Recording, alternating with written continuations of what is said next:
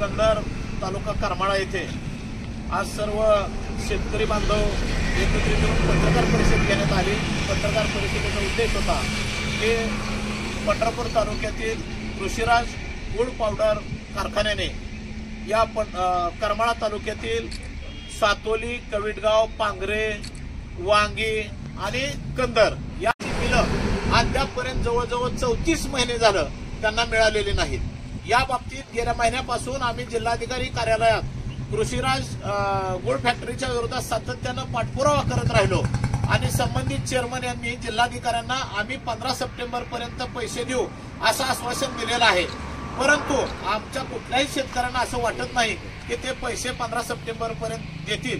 त्यामुळं या सर्व 4-5 गावातील शेतकऱ्यांनी एक सामूहिक निर्णय घेतलेला आहे की 15 सप्टेंबर पर्यंत कृषीराज गुळ फॅक्टरीचे चेअरमन गणेश पाटील यांनी जर शेतकऱ्यांची ऊस बिलं त्यांच्या खात्यावर जर जमा केली नाहीत तर 16 सप्टेंबरला आम्ही चेअरमन गणेश पाटील यांच्या भोसे यांच्या घरासमोर येऊन सर्व शेतकरी कुटुंबासहित आमरण उपोषणात बसणार आहेत। हा इशारा आज सर्व शेतकऱ्यांच्या समवेत आम्ही पत्रकार बांधवांसाठी सुद्धा देत आहोत।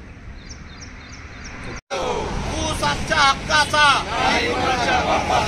कृषीराज गुळ फॅक्टरीकडे ऊस बिल आम्हाला मिळाले पाहिजे। कृषीराज फॅक्टरीचे ऊस बिल आम्हाला मिळाले पाहिजे। शेतकरी एकजुटीचा विजय असो, गणेश पाटलांचा विजय असो, गणेश पाटलांचा विजय असो।